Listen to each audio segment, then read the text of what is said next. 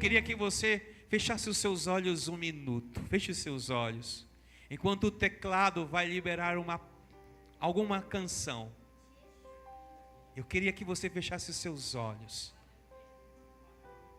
Eu queria que você fosse livre. Se você quiser dar glória a Deus, se você quiser dar aleluia, eu não sei o que você quer fazer hoje, qual seria a expressão ao seu coração. Não seria se é uma expressão de gratidão, porque de repente você chegou aqui hoje estupidamente grato ao Senhor. Talvez você chegou aqui hoje com força no seu coração. Então só adore a Jesus. Você não veio me ver, você não veio ver o ministério de louvor, você não veio ver o ministério de dança, você veio adorar.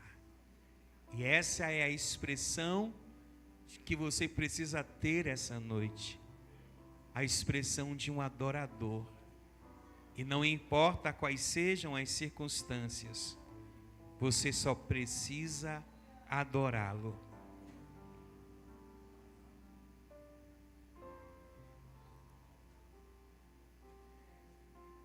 E se você disser para mim, eu não tenho nenhum motivo para adorá-lo, eu vou te dar somente um.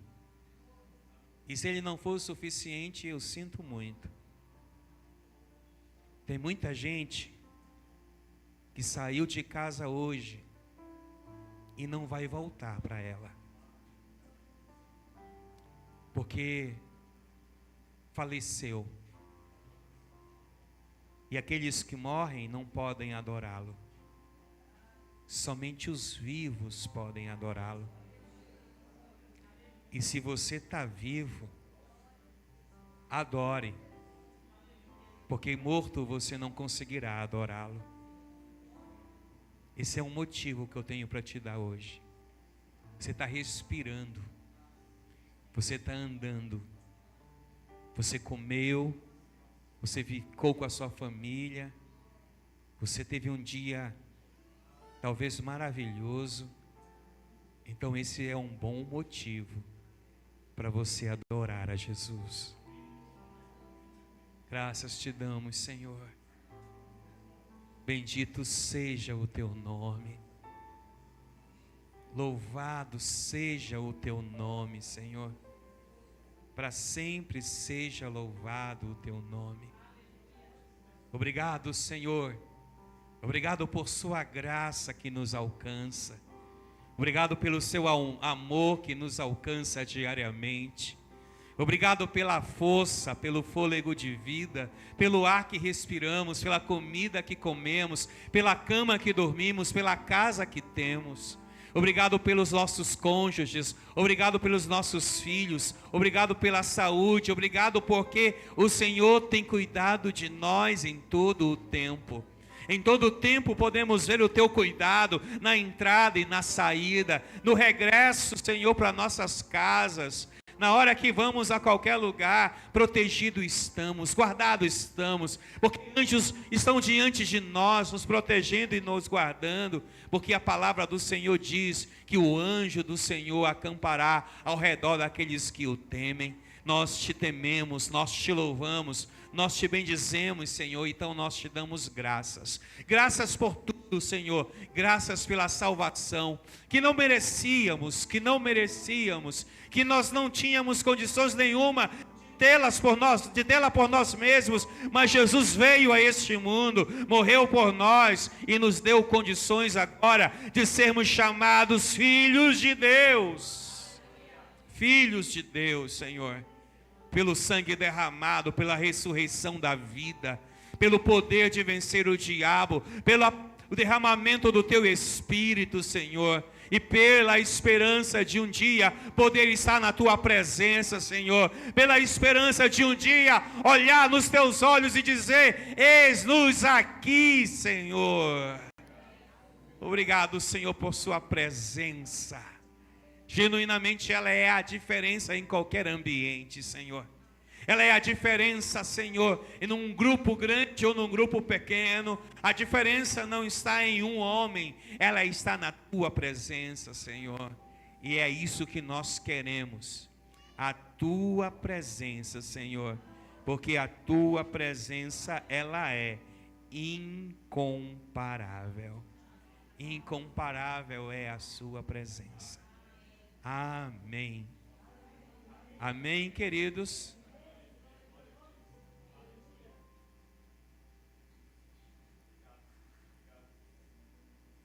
Você carrega uma força. Você sabe que você foi escolhido para tornar-se uma habitação de Deus. Talvez você não tenha ainda a conscientização do que isso significa. Mas dentro de você, você é uma habitação. E tem um habitante dentro de você. Poderoso, real, vivo, invicto, encorajador, direcionador, impulsionador, verdadeiro, luz, real, presente, habita dentro de você. Quando nós olhamos para a Bíblia Sagrada, nós vamos entender que Jesus veio a este mundo, e a vinda de Jesus a este mundo teve uma coisa incrível, que foi nos salvar. Jesus morre na cruz para nos salvar, nos mostra que Ele, Jesus, é o Filho de Deus, o emissário de uma mensagem poderosa. Mas Jesus precisa regressar ao trono da sua glória. E ao regressar ao trono da sua glória, Ele nos abençoa, Ele nos presenteia com o Espírito Santo. Ele vai nos transferir o poder do Espírito Santo. Ele vai dizer àqueles que o seguiam de perto no primeiro século: eu estou indo, mas eu enviarei dos céus o Espírito da verdade, que vos conduzirá em toda a verdade. Só que nós já aprendemos nessa casa que esse Espírito da verdade pode ser um Espírito encorajador, pode ser um Espírito orientador, pode ser um Espírito de modificações dentro de nós. Mas esse Espírito que habita dentro de nós, ele nos dá uma direção, e nós precisamos dessa direção para viver uma vida que é uma expectativa de Deus para nós. Você sabe que quando o homem peca no Éden, o pecado entrou no Éden. O Éden, um lugar ímpar, um lugar maravilhoso, um lugar sem morte, um lugar sem ira, um lugar sem raiva, um lugar sem dor. Ele é afetado após a entrada do pecado, conduzido por aqueles que o Senhor havia criado para experimentar a sua boa, perfeita e agradável vontade. Na queda do homem, na queda da mulher no Éden, o pecado entra no mundo, e o pecado traz sobre o mundo, sobre aqueles que ali estão, diversas situações. Traz a doença que não existia, traz as mazelas que não existiam, traz a morte que não existia, e traz tantas coisas que não deveriam existir, porque quando Deus criou o Éden, Ele criou o Éden para ser um lugar perfeito, uma dimensão do céu na terra. Por isso, talvez Jesus nos ensine na oração do Pai Nosso, que seja feita a vontade do Pai na terra, como ela é feita nos céus. Afinal de contas, quando nós lemos a palavra, entendemos que o Éden é um pedaço dos céus na terra. Mas isso é afetado com a queda e com o pecado. O pecado que vem destruindo, que vem arrebentando tudo. Só que quando há o pecado, há também essa queda, e essa queda provoca algo em Deus, que é a regeneração do homem.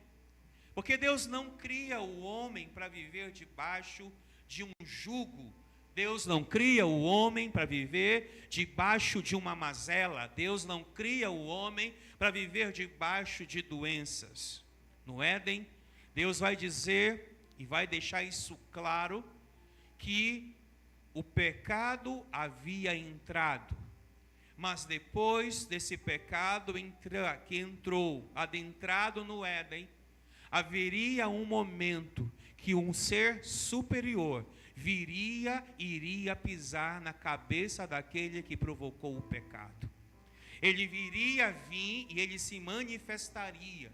O Senhor diz no Éden que Jesus nasceria, e ao nascer Jesus, ele iria desfazer todo o poder do diabo e do pecado, porque Jesus tornou-se um antídoto para aqueles que estavam em pecado. O pecado entrou, e se por um homem entrou o pecado, por um homem entraria a justiça de Deus. Se por um homem entrou um erro, pelo um homem entraria o acerto de Deus. Esse acerto de Deus é Jesus. É aquele a quem nós adoramos, a quem nós servimos. É aquele que durante 3 anos, no seu ministério, andou sobre a terra, marcando a vida de pessoas, marcando a minha vida, marcando a sua vida, mesmo depois da sua passagem terrena, ele continua ainda marcando. E aí Jesus vai voltar aos céus, como ele mesmo afirma na sua palavra, preparar moradas para nós que aqui estamos esperando a sua vinda. Ele volta, ele regressa para os céus, dizendo: não vos deixarei órfãos, eu não vou deixar vocês à mercê de nada, eu não vou deixar vocês como alvos de nada, eu enviarei a vocês o Espírito Santo, o Consolador, o Encorajador, aquele que vai separar, abençoar vocês, vai encher vocês, vai capacitar vocês, vai dar a vocês força para resistirem e vencerem a obra do diabo na terra. Ele vai ser aquele que vai conduzi-los em toda a verdade, porque esse Espírito está em mim, em você, em nós, nos levando a viver toda a verdade da palavra. Esse Espírito não pode ser apenas uma pessoa da Trindade ou da divindade. Ele não precisa apenas ser uma pessoa a quem nós nos referimos quando falamos da pessoa ou das 3 pessoas da criação, não. Nós temos que falar desse Espírito como uma certeza absoluta que temos. Todo aquele que está aqui hoje e que pode dizer que Jesus é o Senhor, não diz por si, mas diz pelo Espírito Santo de Deus. Nós carregamos o Espírito Santo, e esse Espírito Santo nos dá uma certeza hoje. Eu quero dizer a você hoje que o poder do Espírito Santo é real. E observe isso. Quando nós lemos, e por favor, você já pode passar o slide. Eu não quero que você leia nada no telão assim na sua Bíblia, porque eu espero que você possa entender isso. Que você a partir de hoje precisa ler a sua Bíblia. Porque há muitos enganadores aí falando em nome de Deus. E nós precisamos crivar tudo que nós falamos na Bíblia Sagrada. Por isso nós seremos os bereanos do ano de 2025, 2026. Iremos ler na nossa Bíblia para não sermos enganados. Eu posso ouvir um amém dessa casa? Nós estudamos a Bíblia. Por isso em João capítulo 13, versículo 16, a Bíblia 16:13, a Bíblia diz: quando vier o Espírito da verdade, Ele os conduzirá em toda a verdade. Não falará por si mesmo, mas lhe dirá o que ouviu e lhes disse, e anunciará o que ainda está para acontecer. O Espírito da verdade, o Espírito encorajador, O Espírito Mestre está dentro de você. Eu posso ouvir um amém? Eu posso ouvir um amém mais forte essa noite? Ele está dentro de você, ele precisa estar dentro de você. Ele precisa se manifestar. Então eu tirei uma coisa essa noite a você: nunca você precisou tanto da presença do Espírito Santo como nesses dias. Você nunca precisou tanto do encorajador na sua vida quanto nesses dias. Você nunca precisou tanto do Mestre Espírito Santo quanto nesses dias. Então eu peço a você que deixe ele usar você, que ele deixe ele louvar você, as verdades que ele tem nessa geração. Eu peço a ele essa noite que derrame sobre você o poder que ativará algo sobrenatural na sua vida. E o que é esse Espírito Santo, pastor? É o encorajador, é o mestre, é aquele que nos conduz a toda a verdade. Essa verdade que não é minha, essa verdade que não é sua, essa verdade que é dele, do nosso Deus. Por isso a Bíblia o chama de verdade e vida. A vida o chama de caminho e verdade. E que ninguém vai ao Pai a não ser pela verdade. Porque a verdade não é eu, a verdade não é você. A verdade é o Senhor.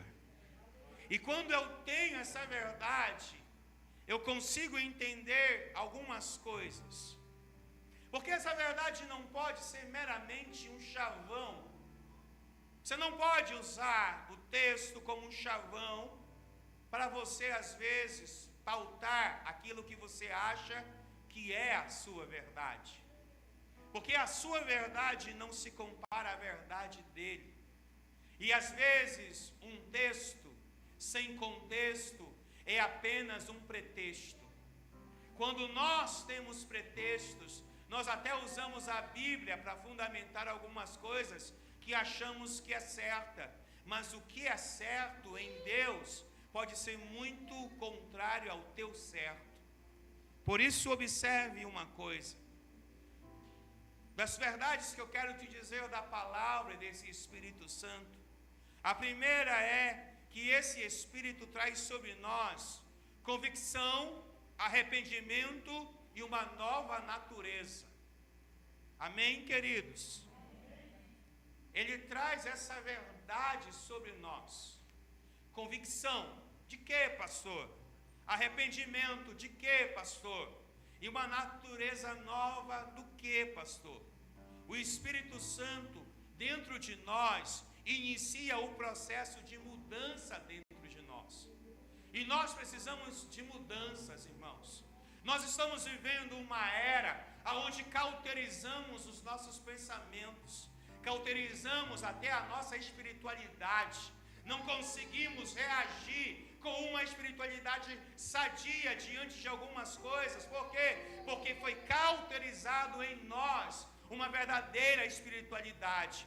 Mas hoje o Espírito Santo está entre nós para nos trazer convicção que somos uma geração eleita, um sacerdócio real, um povo escolhido para multiplicar a grandeza desse Deus na nossa geração. Nos trazer arrependimento dos nossos pecados. Tem pecados dentro de nós e precisamos extirpá-lo. E nós não faremos isso naturalmente. Nós precisaremos da presença do Espírito Santo. Infelizmente tem gente que cria pecado de estimação. E pecado de estimação é algo horrível.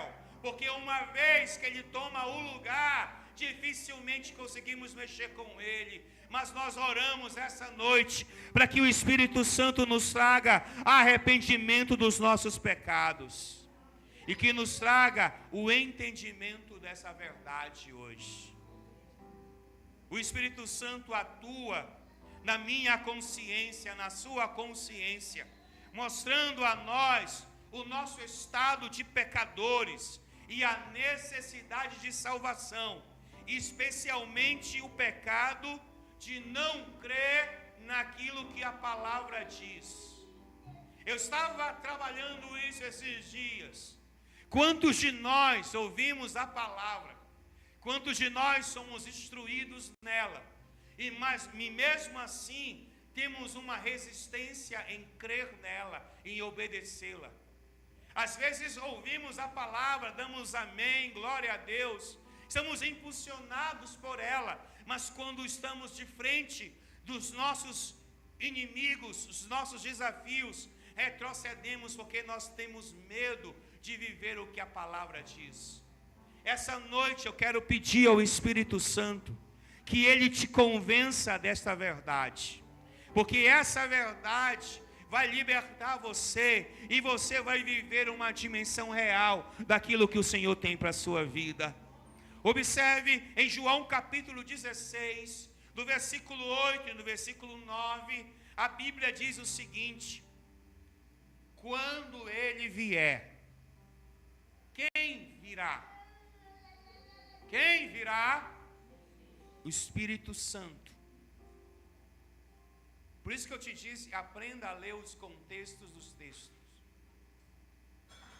Quando ele virá, convencerá o mundo do pecado, da justiça e do juízo. Do pecado, porque o mundo se recusou a crer em mim. O mundo recusou-se a crer em Jesus. O mundo rejeitou Jesus. Mas o Espírito Santo dentro de nós vai nos levar a entender que o convencimento não está nas nossas palavras, o convencimento está na unção que carregamos. Quando nós carregamos uma unção, quando você carrega a sua unção, Ele vai usar as suas palavras. Você não tem palavras para convencer ninguém, você não pode persuadir ninguém, mas o Espírito dentro de você pode usar as suas palavras para levar pessoas a ver aquilo que o Senhor tem para elas. Por quê? Porque a palavra não é sua, a palavra é de Deus, mas a voz é sua. A voz é sua. Então, igreja, entenda uma coisa essa noite. Porque o Senhor quer fazer isso em nossas vidas. Porque o Senhor quer trazer a nós a regeneração. Ele quer trazer uma nova criação. Uma nova natureza. Porque o Senhor não fez você para ser vencido pelo pecado. O Senhor não fez você para ser escravo do pecado. O Senhor não fez você para virar um brinquedinho do pecado. Deus fez você para vencer o pecado. O pecado que muitas das vezes nos assalta de uma forma exageradamente rápida. Mas nós podemos dizer ao pecado não, porque eu estou em Cristo. E por estar em Cristo eu sou uma nova criatura. Isso não significa que nós não pecaremos, mas nós não nos tornaremos brinquedos do pecado.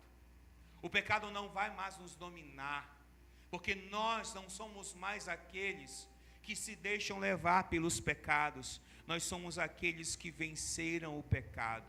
O Espírito Santo implanta em nós uma nova natureza, um novo coração. Isso muda as disposições internas da nossa mente e das nossas emoções. Agora se voltam para Cristo e para a obediência a Deus. Em Tito capítulo 3, verso 5, a Bíblia diz: Ele nos salvou não porque tivéssemos feito algo justo, mas por causa da sua misericórdia. Ele nos lavou para remover os nossos pecados. Ele nos lavou para remover os nossos pecados, nos fez nascer de novo e nos deu vida nova por meio do Espírito Santo. Ele nos deu essa verdade em nossas vidas. Ele nos deu essa verdade que pode ser o nosso caminho de redenção. Em Ezequiel capítulo 36, versículo 26, a Bíblia diz: eu lhes darei um novo coração e colocarei em vocês um novo espírito. Removerei o seu coração de pedra e lhes darei um coração de carne. Está falando que a presença do Senhor em nossas vidas, ela muda a nossa vida de uma forma real. Por isso, se você entender isso essa noite, nós vamos entender algo maior. Em segundo lugar, o Senhor nos trouxe libertação, nos trouxe libertação e nos tirou da escravidão do pecado. O Espírito concede o poder para vencer e abandonar velhos hábitos. Então, a libertação do poder é algo real da nossa vida, queridos. Então, se você olhar isso, você vai entender isso. Então, olha aí, o segundo ponto. Libertação do poder escravizador do pecado. Romanos 8, 22 diz. 8:2 diz que Deus nos deu a disposição e a força para agradar a Ele. Deus nos deu força para agradar a Ele. A lei do Espírito de vida, que o liberta da lei do pecado e da morte. Nós temos poder para ser libertos do pecado, porque agora o Espírito da vida habita em nós. O mesmo Espírito que levantou Jesus dentre os mortos habita na nossa vida. Por isso o pecado não pode mais nos dominar. A escravidão do pecado não pode mais nos dominar. E nós somos livres em Cristo Jesus. Nós somos livres em Cristo Jesus. E isso nos faz abandonar nossos vícios. Isso nos faz abandonar os nossos hábitos. Porque se isso não está acontecendo, o poder dele não está em nós. E nós precisamos do poder do Espírito Santo. Precisamos desse poder que está à disposição em nossas vidas. Eu quero dizer a você essa noite: pecado te domina e te arruína. Vida e libertação te eleva e te abençoa. O problema da minha geração é que ela trata pecado de uma forma gostosa demais. O problema da minha geração que não está disposta a abandonar o pecado.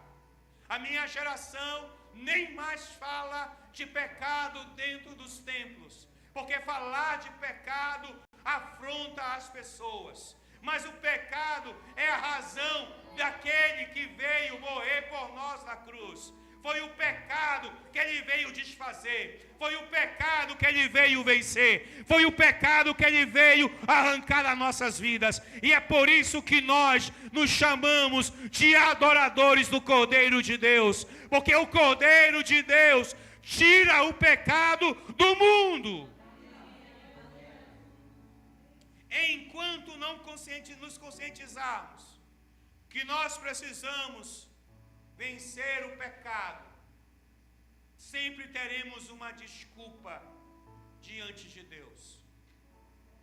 Eu disse sexta-feira aqui, repito, o maior desafio de Davi não foi vencer o Golias. Golias, gigante, poderoso, mas esse não foi o maior desafio de Davi. O maior desafio de Davi foi ter aberto aquela cortina e posteriormente ter fechado a mesma. Porque eu e Davi, você e Davi, achamos que podemos brincar com o pecado, flertar com o pecado. Achamos que o pecado não nos domina. Se Davi tivesse aberto aquela cortina e o que ele viu não tivesse despertado nele o que despertou, ele não tinha passado por um processo dolorido demais. Porque o pecado consegue nos levar a viver coisas doloridas na nossa vida. Ele nos leva a viver abuso, a viver morte, a viver coisas que nós não gostaríamos de fazer. Eu te pergunto uma coisa essa noite: quanto Davi tinha ganho se tivesse fechado aquela cortina automaticamente quando ele abriu? O que ele teria evitado para a sua vida se ele tivesse tido a mesma rapidez para abrir, agora para fechar? Se ele tivesse dado meia volta e ido buscar fazer alguma outra coisa. Mas não, Davi quis flertar com o pecado. E isso, sempre que nós fazemos isso, nós vamos perder, porque o pecado está aí doido para nos arruinar e nos destruir. Quando nós não sabemos lidar com o pecado, fuja dele. Porque se Davi tivesse lembrado da história de José, ele não tinha pecado. Porque quando José tem diante dos seus olhos a oportunidade de pecar, José sai correndo, até pelado ficou, mas não pecou, porque tinha temor diante de Deus. O problema da minha geração é que ela quer ter coragem para enfrentar o pecado e depois não quer ter coragem para enfrentar as consequências do pecado. Porque pecado pede a conta, e a conta do pecado, ela é alta na nossa vida. Mas por isso nós precisamos da presença do Espírito Santo para nos ajudar a vencer o pecado. E eu profetizo na sua vida essa noite uma unção poderosa do Espírito Santo para fazer você vencer o pecado que já te domina, que já te aprisionou, que já te destruiu. Mas em nome de Jesus de Nazaré, esse pecado não mais dominará as nossas vidas. Porque o Espírito Santo vai nos fazer ser livre dos pecados. Porque você já perdeu demais. Nós já perdemos demais, queridos. Pecado é bom? É. Pecado é gostoso? É. Mas pecado é errado. E o que é pecado, pastor? Pecado é tudo aquilo que te tira do alvo. Você tem um alvo na sua vida? Então procure viver em direção a este alvo. Não se permita ser levado pelo pecado, porque o pecado só vai tirar você do alvo. Terceira coisa, o Espírito Santo traz uma produção de frutos em nossa vida. Observe isso. A primeira coisa que eu falei a você, que o Espírito Santo faz o quê? O Espírito Santo traz convicção, arrependimento e uma nova natureza. A segunda coisa, ele é libertador, ele traz libertação do poder escravizador do pecado. E a terceira coisa, o Espírito Santo produz em nós o fruto dele em nossas vidas. Há uma produção do Espírito Santo em nossas vidas. Por isso, se você ler aí, Gálatas capítulo 5, dos versos 22 ao 23, diz assim, Gálatas 5, 22 a 23. Mas, queridos, ouça, onde o pecado dominava, o Espírito Santo passa a cultivar um novo caráter, manifestado através do Espírito Santo. Mas o Espírito produz este fruto: amor, alegria, paz, paciência, amabilidade, bondade, fidelidade, mansidão, domínio próprio, e não há lei contra essas coisas. Quando eu estou no Espírito Santo, irmãos, ou melhor, quando o Espírito Santo está dentro de mim, produzindo o que ele deveria produzir, isso produz qualidades morais e espirituais que estavam ausentes ou distorcidas pela vida de pecado. O pecado traz resultados, mas o Espírito Santo traz resultados melhores em nossas vidas. Os resultados é o amor, que é um contraste da raiva e do ódio. Traz alegria, que é um contraste da tristeza e da amargura. Traz paz, que nos dá, que tira de nós a inquietação, que tira de nós a contenda. Traz o domínio próprio, que nos faz vencer as nossas explosões emocionais, os nossos vícios e a falta de controle de tudo, inclusive da língua. Diga ai! Por isso precisamos do Espírito Santo esses dias. Nós não precisamos do Espírito Santo por causa dos seus dons carismáticos. Eu sou alguém que tem dons de carismas, mas isso não é mais importante. Eu preciso da presença do Espírito Santo dentro de mim para mudar a minha natureza, para me levar e para produzir frutos que permaneçam aonde eu esteja. Eu preciso do Espírito Santo para dizer: olhe para mim, eu tenho uma vida transformada.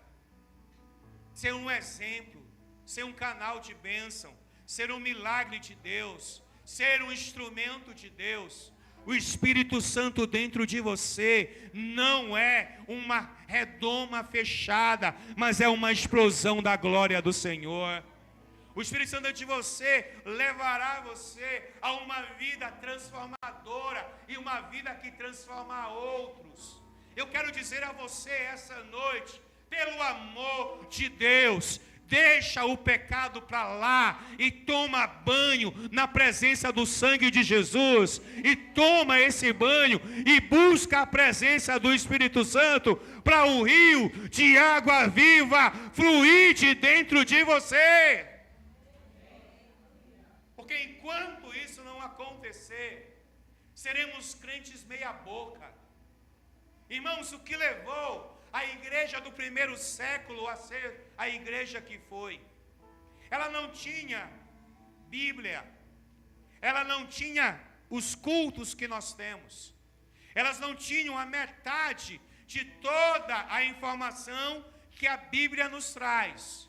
Mas uma coisa eles tinham, era a presença do Espírito Santo. E a Bíblia diz que Jesus falou: quando descer o Espírito Santo sobre vocês, o poder vai acontecer. Maria sabia disso, e Maria canta e diz: quando o Espírito Santo desceu sobre ela, ela reconhece que um poder sobrenatural a tomou ao ponto dela gerar um filho dentro dela. E ela vai cantar o hino dela e vai dizer que o poder do Altíssimo estava sobre ela. Ela não sabia nada do que você sabe hoje. Ela não tinha a metade do ensinamento que você tem hoje. Mas uma coisa, Maria se disponibilizou a servir a Deus naquilo que ela foi chamada. E o que foi chamada? Uma maternidade para conduzir, ensinar, direcionar e abençoar o Filho do Deus Altíssimo. Maria não foi escolhida porque era virgem somente, ou porque tinha descendência de Davi, não. Ela foi escolhida porque ela sabia o poder que era Deus, e quando ela recebeu esse poder, ela reagiu diferente. A igreja de hoje tem poder, a igreja de hoje tem unção, a igreja de hoje tem um monte de coisa, mas o pecado parece ser maior do que a bênção de Deus sobre ela. A gente precisa parar e pensar. E o pensamento que eu quero trazer a você é o seguinte: você é tudo aquilo que Deus está esperando que você seja? Você tem feito 1/3 daquilo que Deus quer que você faça? Você tem reagido e agido como aqueles que Deus salvou Hoje uma irmã estava lá no meio da festa, ela me mandou uma mensagem, e ela dizia aquilo que angustiava. Eu disse a ela: infelizmente a igreja do Senhor, essa que diz ser lavada pelo sangue de Jesus, não tem a metade da atitude daquelas pessoas.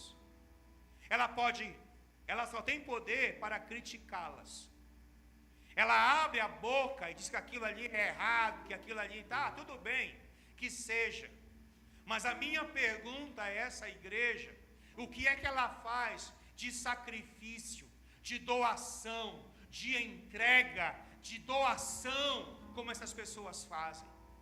Às vezes você passa na BR e tem pessoas que dão fardos de água, que dão isso e aquilo outro, que faz isso e aquilo outro, e a gente não tem coragem de devolver o dízimo ao Senhor. E queremos dizer que somos melhores do que alguém. Não somos, porque senão nós não fazemos aquilo que Deus mandou a gente fazer, a gente não é melhor do que ninguém. Isso, a omissão é pecado. Se vocês sabem o que tem que fazer e não fazem, isso é pecado. Então não critique se você não faz a metade do que as pessoas fazem. Porque achamos que somos salvos e somos pela graça, mas as coisas não são de graça. Houve um preço pago naquela cruz por mim e por você. O sangue do nosso Jesus foi derramado naquela cruz. Os cravos foram cravados em suas mãos, em seus pés. Uma coroa de espinho foi cravada na sua cabeça. Ele carregou uma cruz. Ele foi pendurado. Ele foi maltratado, cuspido, açoiteado. Ele foi perfurado por uma lança. Então houve um preço muito alto que foi pago. Talvez para você, preço nenhum foi pago. Você não pagou nada, mas Ele pagou por você. E nós nunca saberemos o preço do que foi aquela cruz, porque Ele tomou a cruz em nosso lugar. Porque Ele decidiu ser pecado por nós. Porque Ele decidiu largar a vida dEle e tomar a nossa vida pecadora, para que nós tivéssemos vida e vida abundante nele. E às vezes nos comportamos como indiferentes, porque o pecado abundou. Porque o pecado está dentro de nós. Quando o pecado está dentro de nós, irmãos, esquecemos de quem nós somos. E a quarta coisa que eu quero dizer para você é que o Espírito Santo traz a nós a certeza da salvação e filiação que temos. Essa é a quarta coisa. Então observe isso, a certeza da salvação e da filiação do Espírito Santo. Ele diz lá em Romanos 8, de 15 a 16: pois vocês não receberam um espírito que os torne de novo escravos, medrosos, mas sim o Espírito de Deus, que os adotou como seus filhos. Agora nós os chamamos de Abba Pai, pois o seu Espírito confirma ao nosso espírito que somos filhos de Deus. Nós somos filhos de Deus. Porque o Espírito Santo não só nos transforma, mas também nos sela e confirma um novo relacionamento com o Senhor. O Espírito atesta no coração do convertido que ele foi perdoado, que ele foi resgatado da escravidão do pecado e adotado como um filho de Deus. Agora, pode ser ao contrário, eu posso afirmar que pode. Nunca se viu, nos dias de hoje, uma igreja que esquece a sua afiliação, que esquece a certeza da sua salvação. Igreja no século 21, no ano de 2025, ela pode estar inchada, mas ela não tem uma representatividade na sociedade. Podemos ter megas igrejas, podemos ter megas isso, eventos, etc e tal. Mas você olha nas ruas como hoje, e você quer ver o que a igreja está fazendo, não é um terço do que ela deveria fazer. Por quê? Porque ela esqueceu que ela é a filha, ou que ela é a filha amada de Deus, chamado pelo Espírito Santo para agir e corresponder às ansiedades do Espírito Santo. Alguns de nós esquecemos que somos filhos de Deus. Por isso nós ficamos, na maioria das vezes, igual aquele desenho, ó vida, ó isso, ó aquilo outro. Porque estamos distantes. Você nunca se perguntou por que você anda frio. Você nunca se perguntou por que você anda distante de Deus. Porque você nunca se perguntou por que você agora está sem ânimo para fazer isso, ou sem ânimo para fazer aquilo outro. Você nunca se perguntou qual é a razão de às vezes você estar enquadrado como alguém que perdeu a referência de quem você serve. Você nunca se perguntou qual é a razão de você se achar, às vezes, alguém fora do projeto de Deus? Você nunca se perguntou por que, às vezes, as coisas não estão dando certo? Eu não acredito que você não tenha esse nível de inteligência. Pelo contrário, a plateia na qual eu sirvo nessa igreja é um nível superior de inteligência. Mas às vezes a nossa inteligência só serve para os outros.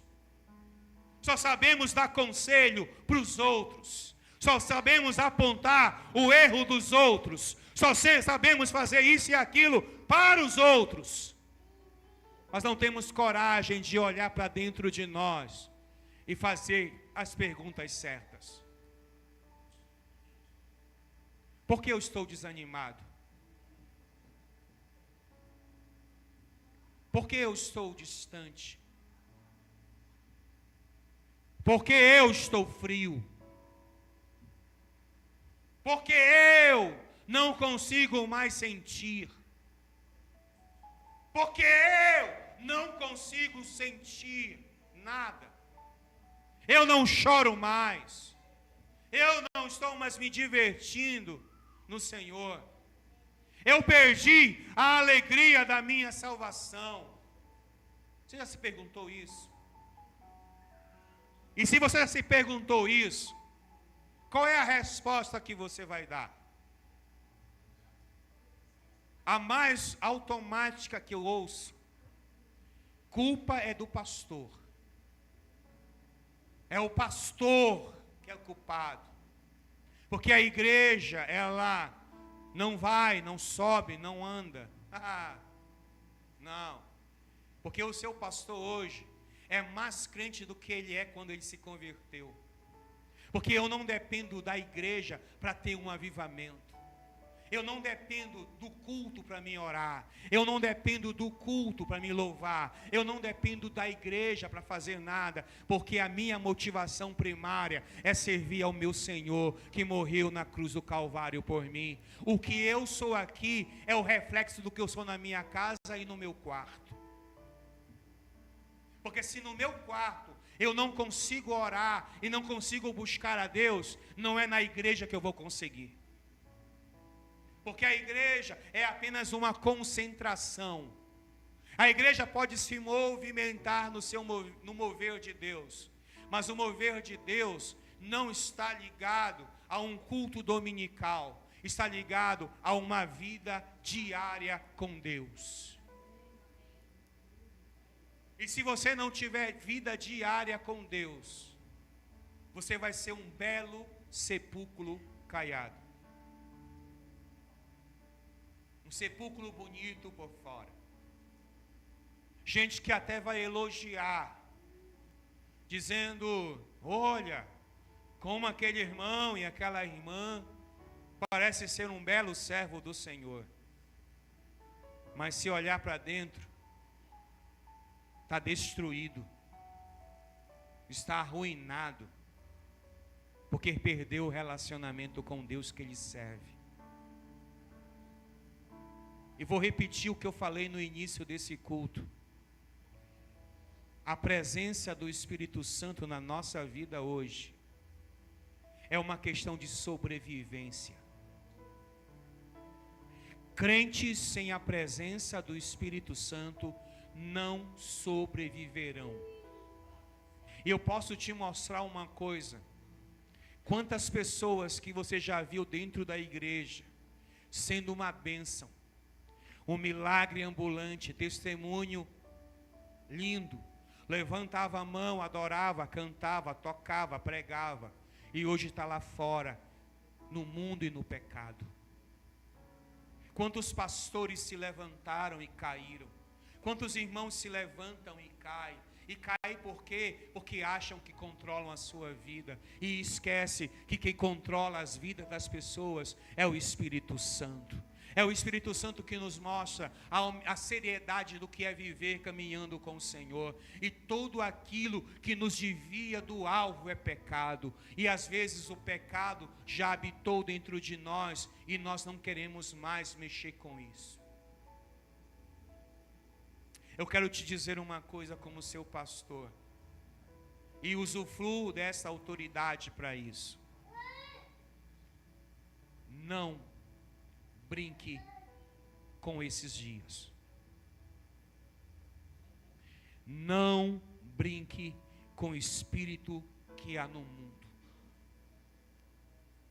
Não é eu que afirmo, é a Escritura que afirma que esse mundo tem um controlador. Esse mundo já está no maligno. E a maior tendência e o maior desafio do maligno é tirá-lo do caminho.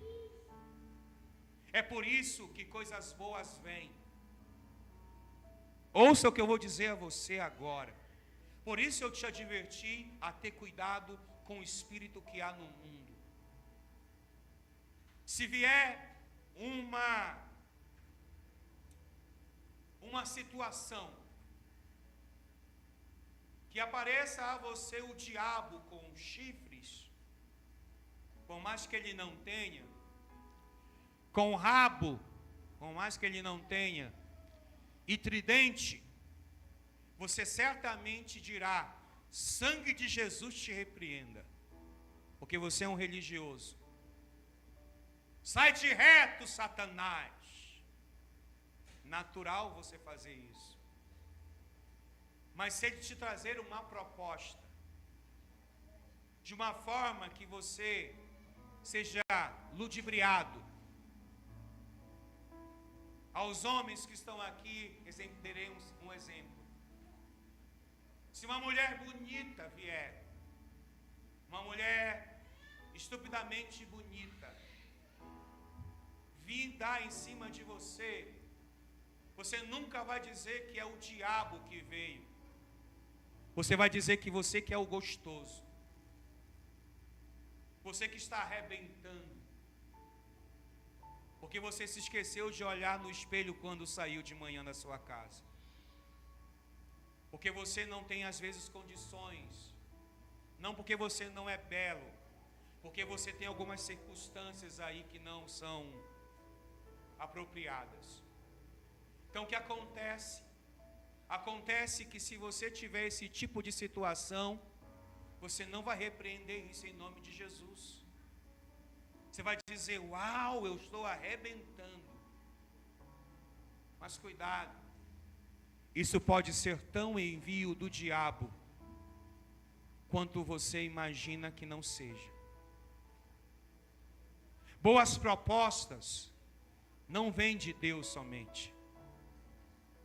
Dinheiro não vem de Deus somente.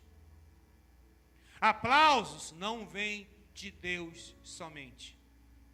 Quando você olha Jesus no monte sendo tentado, Satanás olha para Jesus e diz: ei, se você se dobrar diante de mim, Eu darei a você tudo o que os seus olhos podem ver. E Jesus não estava falando de uma igreja, não. Jesus estava falando, o diabo não estava falando de uma igreja.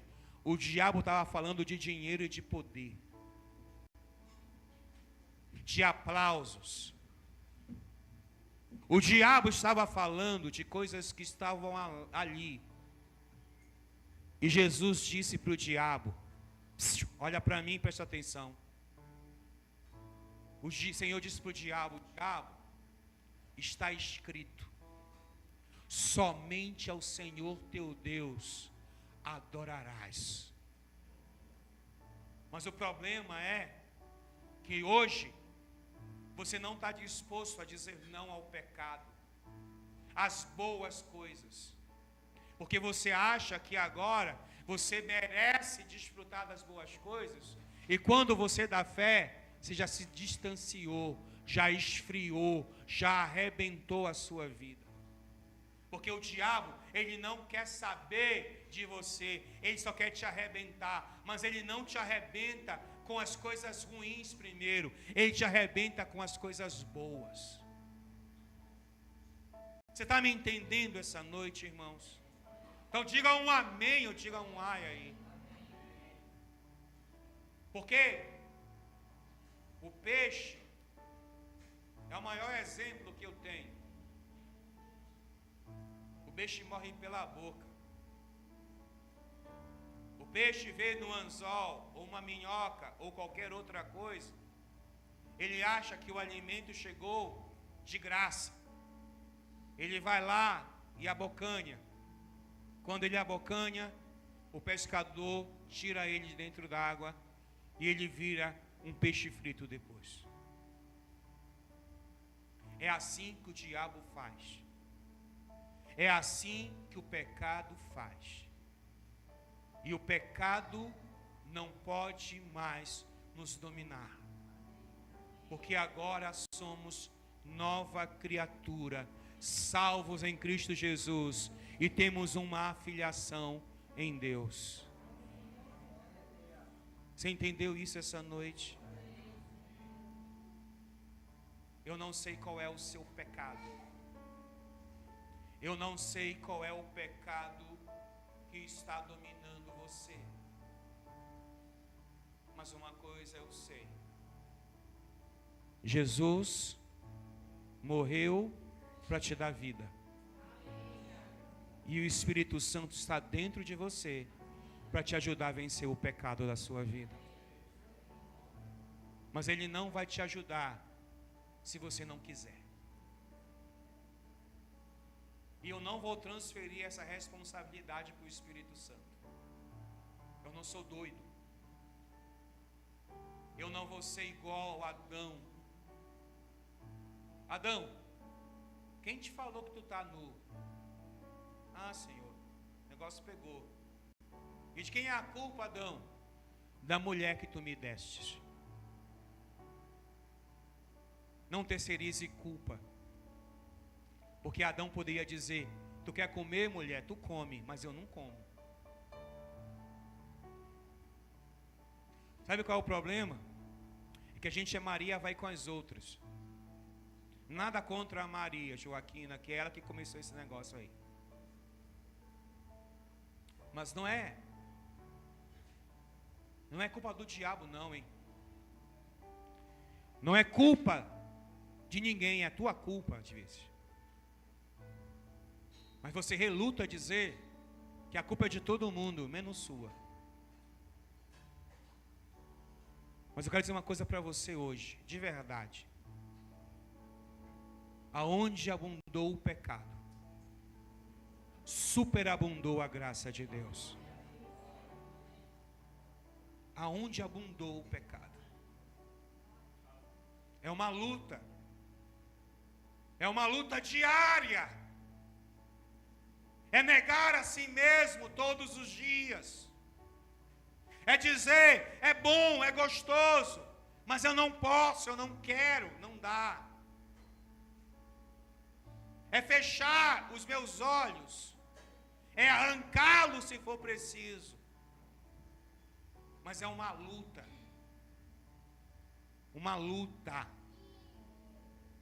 Não é fácil. Mas é possível vencer o pecado. E se você entender isso hoje, você nunca mais vai sair ou chegar num culto dizendo: eu estou sem propósito, eu estou sem direção, aquelas desculpas esfarrapadas que muito dão por causa do pecado escondido que nós temos dentro de nós. Que nossa mulher não sabe, que nossos filhos não sabem, que nossa esposa não sabe, que nossos filhos não sabem, nossas irmãs e irmãos não sabem, nossos pais não sabem, mas nós sabemos que está lá. E nós sabemos que temos que arrancar de lá. Mas nós não conseguiremos sozinhos. É por isso que ele diz: eu enviarei o Espírito da verdade. E o Espírito da verdade vos fará e vos falará toda a verdade.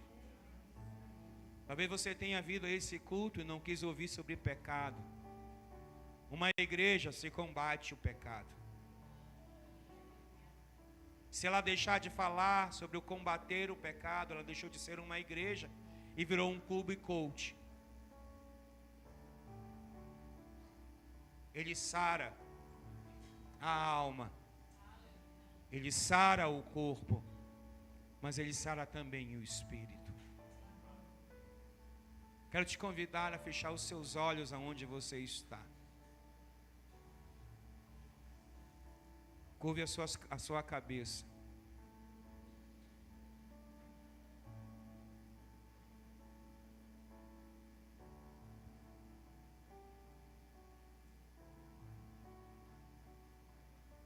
Se porventura esta palavra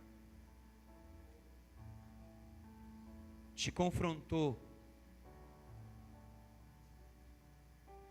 eu não me arrependo de ter falado sobre ela. Mas não existe cura se não houver confronto. Não existe libertação se não houver confronto. Sua vida está arrebentada. E você precisa saber que alguns lugares que você está, você não sairá deles enquanto você não reconhecer que precisa vencer o pecado que te levou até lá. Domingo passado neste altar eu disse e repito hoje: a porta que você abriu é a porta que você tem que fechar.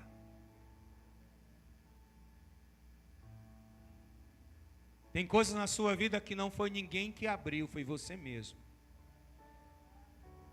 Você que deixou o pecado entrar, e ele entrou.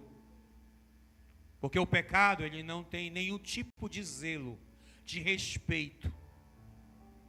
Ele quer te destruir, ele quer te amarrar, ele quer te desanimar, ele quer te fazer perder o foco do que você tem na sua vida. Pecado, não se brinca com ele, porque ele é mais traiçoeiro do que uma serpente no meio de uma floresta. Só espera a oportunidade para dar o bote. Mas você que sabe da sua vida, não é? É você que sabe aonde você é o bonzão. Você que sabe aonde na sua vida ninguém deve se meter, porque é a sua vida. Às vezes você precisa deixar alguém se meter na sua vida, para você se conscientizar que você está errado. E esse que vai se meter hoje é o Espírito Santo de Deus.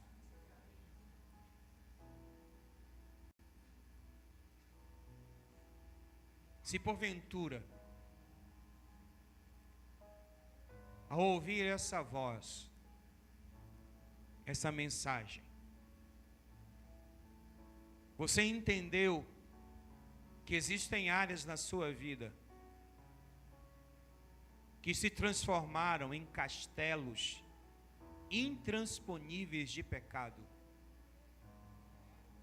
que te aprisionou, te amordaçou, te esfriou.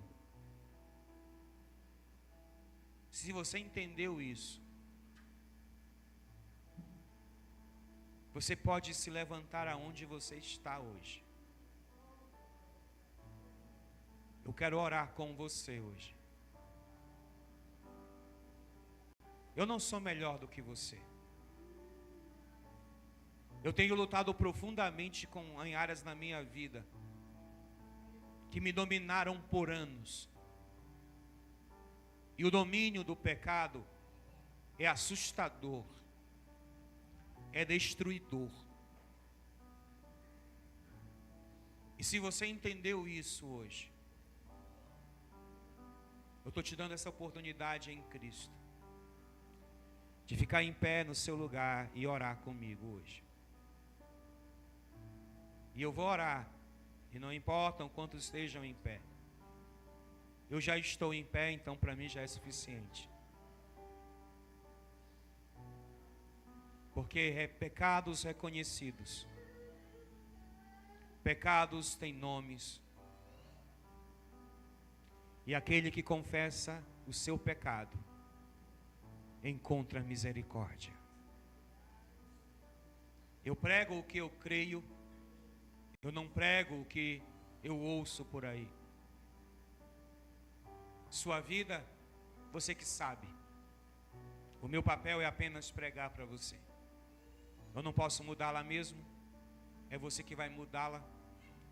Só depois não culpe ninguém.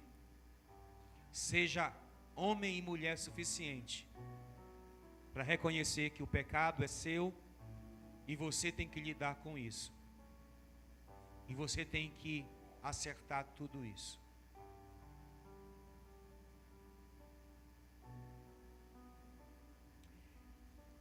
Senhor, eu estou aqui essa noite para dizer ao Senhor: obrigado pela presença do Espírito Santo em nós. O Espírito Santo que move, que destrói, que reconcilia, que restaura, que encoraja, que direciona. O Espírito Santo que faz o que ninguém pode fazer por mim. Nem minha mãe, nem meus irmãos, nem minha esposa, nem meus filhos podem fazer por mim o que só o Senhor está fazendo. Me coloco diante do Senhor, junto com essa congregação, e digo ao Senhor: tenha misericórdia de mim e de todos aqueles que reconhecem seus pecados. Tenha misericórdia de mim e de todos aqueles que sabem e entendem, se conscientizam que os pecados são nocivos e destruidores para a vida. Tenha misericórdia de mim e daqueles que entendem que precisamos confessar os nossos pecados, que precisamos abandoná-los para viver uma vida que o Senhor tem para nós. Porque assim, Senhor, como durante muitos anos, mesmo servindo ao Senhor, havia pecados dentro de mim, como um pecado de estimação, Senhor, que eu não queria mexer, porque parecia que eles eram intocáveis. Mas só foi quando eu comecei a mexer, quando eu comecei a colocar para fora, que eu comecei a viver uma vida de verdade em Ti, Senhor. Eu não sou melhor do que ninguém, nunca fui, nunca ninguém me viu subir nesse altar e me achar, Senhor, melhor do que ninguém, um moralista, nada disso, Senhor. Pelo contrário, dos pecadores dentro desta casa, o maior sempre foi eu, Senhor. Mas eu reconheço que abandonar, deixar, não foi fácil. Mas hoje, eu consigo viver uma vida independentemente de qualquer coisa que me cerca, Senhor. Eu não dependo de alguém para me sentir um filho amado. Eu não dependo de uma estrutura para sentir a filiação, a bênção, a alegria da minha salvação. Eu não dependo, Senhor, de uma pessoa para que eu possa glorificar e adorar o nome do Senhor, porque eu sei em quem tenho crido, e eu sei que Ele é poderoso para guardar o meu tesouro até aquele dia final.